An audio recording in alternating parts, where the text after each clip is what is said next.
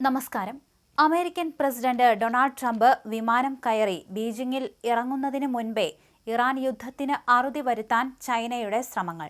ഇറാനും അമേരിക്കയും തമ്മിലുള്ള ശീതയുദ്ധം അവസാനിപ്പിക്കാനും തന്ത്രപ്രധാനമായ ഹോർമൂസ് കടലിടുക്കിലെ തടസ്സങ്ങൾ നീക്കാനും പാകിസ്ഥാൻ ഉടൻ ഇടപെടണമെന്ന കടുത്ത നിർദ്ദേശമാണ് ചൈന നൽകിയിരിക്കുന്നത്.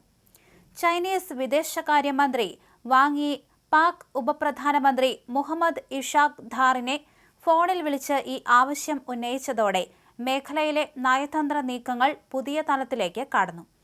മേഖലയിലെ സമാധാനം പുനഃസ്ഥാപിക്കാൻ ഇസ്ലാമാബാദിന്റെ ഇടപെടൽ നിർണായകമാണെന്നാണ് ചൈനയുടെ കണ്ടെത്തൽ.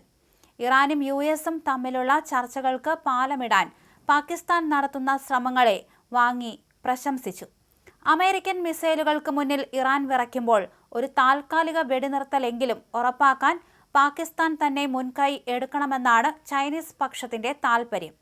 അന്താരാഷ്ട്ര സമൂഹം ഉറ്റുനോക്കുന്ന സമാധാന ദൂതന്റെ റോൾ പാകിസ്ഥാൻ ഭംഗിയാക്കുമെന്ന ആത്മവിശ്വാസവും ചൈന പ്രകടിപ്പിച്ചു. ട്രംപിന്റെ ചൈന സന്ദർശനം വരാനിരിക്കെ ഒരു വെടിനിർത്തൽ പ്രഖ്യാപനമെങ്കിലും ഉണ്ടെങ്കിൽ അത് ലോകത്തിനു മുന്നിൽ ഷീ ജിൻപിങ്ങിന്റെ വിജയമായി ഉയർത്തിക്കാണിക്കാം. അമേരിക്കയും ഇറാനും തമ്മിലുള്ള നിലവിലെ ചർച്ചകളുടെ പുരോഗതി ഇഷാഖ് ധാർ ചൈനയെ വിശദമായി ധരിപ്പിച്ചു കഴിഞ്ഞു. ചൈനയുമായി ചേർന്ന് പ്രവർത്തിക്കാൻ തങ്ങൾ തയ്യാറാണെന്നും സംവാദങ്ങളിലൂടെ പ്രശ്നപരിഹാരം കാണുമെന്നും പാകിസ്ഥാൻ ഉറപ്പു നൽകി. ചൈനയും സ്വന്തം നിലയിൽ ഇതിനായി രഹസ്യ നീക്കങ്ങൾ നടത്തുന്നുണ്ട് എന്നാണ് റിപ്പോർട്ടുകൾ.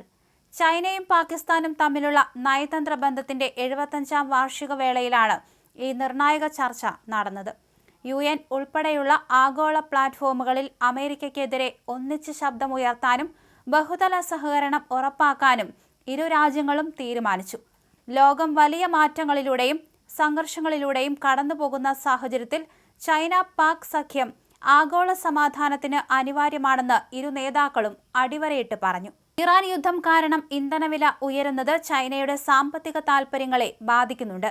അതുകൊണ്ട് തന്നെ പാകിസ്ഥാനെ മുൻനിർത്തിയുള്ള ഈ മധ്യസ്ഥ കളി വിജയിച്ചില്ലെങ്കിൽ ലോകം വലിയൊരു സാമ്പത്തിക തകർച്ചയിലേക്ക് നീങ്ങുമെന്ന് ഉറപ്പാണ്.